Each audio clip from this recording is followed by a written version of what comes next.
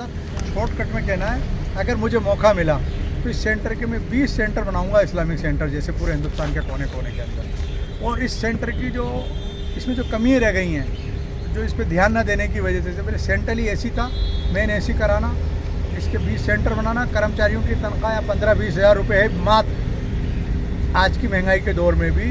और इतने टाइम से इतने स्मार्ट कर्मचारी हैं, उनकी तनख्वाह डबल करूँगा। जो नमाज़ पढ़ाते हैं इमाम साहब, उसकी तनख्वाह 5 गुना।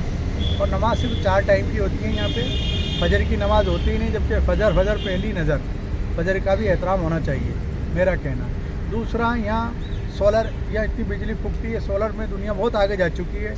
आज ये देखो, अभी पैनल, पहले हिंदुस्तान में पेट्रोल डीजल था, कोयला था, गैस थी, आजकल तो ये इलेक्ट्रॉनिक चीज़ें आ चुकी हैं। उसके हिसाब से ये सोच नहीं रहे, ना इनके पास टाइम है लोगों के पास।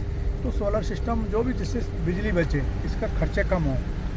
2 बढ़िया रेस्टोरेंट यहाँ पे चल रहे हैं, अच्छी यहाँ पे कमाई होती है और लोग जुड़ना चाहते हैं, मिलना चाहते हैं। लेकिन एक वेज रेस्टोरेंट की भी यहाँ कमी है। जो हिंदू हजरात हैं, जो जैनी हैं, जो पंडित हैं, जो बहुत मुस्लिम भी होते हैं, जो वेज होते हैं, तो वो नॉन वेज वाले में खाना पसंद नहीं करते। उनके लिए खोला जाएगा एक ऐसा लॉन्च जिसमें ओनली सेंटर के लोग मेंबर ही बैठें और सिक्योरिटी वहाँ कोई उनको डिस्टर्ब नहीं करे। साइलेंट जोन होता है हर क्लब में, हर कल्चर सेंटर में। यहाँ कुछ नहीं है, खाला का घर बना हुआ है, कौन आ रहा है कौन जा रहा है, सिक्योरिटी का सिस्टम भी या नहीं है, उसको भी टिकट सिक्योरिटी का सिस्टम भी कराना है हाई फाई। ये मेरे मोटे मोटे 5 मुद्दे हैं, 6 हैं। ये गारंटी है सोहेल हिंदुस्तानी की ये चीज़। और अगर मैं अकेला, यूँ लोग कह रहे हैं आप निर्दलीय लड़ रहे हो, पैनल क्यों नहीं बनाया, कोई लूटने थोड़ी जाने हैं हम, कोई गैंग बना के जो 13 आदमी की 14 आदमी का पैनल बनाए। इसमें और क्वालिटी के लोग हैं, जो अच्छे लोग हैं, जो जीतेंगे, जो भी पैनल से आएँ। किसी से मैं ना इत्तेफाकी नहीं करूँगा, उनको अपनी टीम में रखूँगा जो भी जीत के आएँ। और जो हारेंगे, भाई जीतने के बाद हारता भी है, उसको अच्छी एडवाइजरी कमेटी में जो उनकी एक्सपर्टी हैं, कोई एजुकेशन का एक्सपर्ट है, कोई स्पोर्ट्स के एक्सपर्ट हैं, कोई सिक्योरिटी के हैं, कोई बड़े बड़े लेखक हैं, कुछ पत्रकार हैं, कोई बुद्धिजीवी हैं, कोई आलिम हैं, उनकी भी इसमें एडवाइस ली जाएगी। अभी तक इन्होंने इस चीज़ पे ध्यान नहीं दिया, जब लेंगे। और बड़े बड़े कवि हैं और हर तरह के मैंने देखा, जब मैं जुड़ा हूँ 25 साल हो गए मुझे जुड़े हुए, 20 साल लगभग मेंबर बने हुए हो गए। सिराज साहब के साथ मैं जब से जुड़ा हुआ था, जब से इसका स्ट्रक्चर बनाने था, हमारे मंत्री थे शाहनवाज हुसैन, अटल जी की सरकार में मंत्री, उनके यहाँ सिराज साहब का आना जाना था, मैं उनके साथ रहता था। इस वजह से मेरे सिराज साहब से दोस्ती हुई। इन्होंने कहा मेंबर बनो।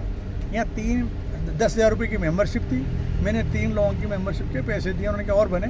तो कुछ घटना हो गई, किसी ने अपने मेंबर बना दिया, मुझे ना बना के। फिर जैसे ही 30,000 की चालू, फिर सिराज साहब ने मुझे टोका।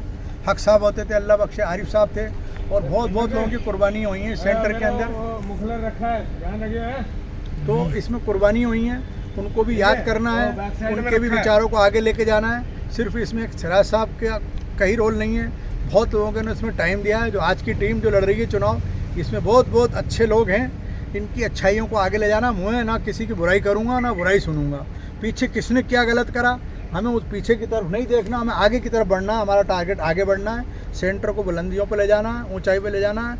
इसका देश का नाम कैसे रोशन है, देश आज कहाँ तक पहुँच गया, सरकार इतने अच्छे काम कर रही है आज मोदी जी की।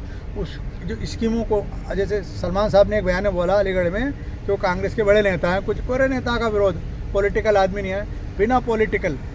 बिना राजनीतिक समझबूझ के, बिना उसके सिस्टम के आप आगे नहीं बढ़ सकते। गाली बकने से, गालीबाजी करने से, सरकार की कमी बताने से ज़्यादा कुछ अच्छे काम करती है उसका भी आपको साथ देना है।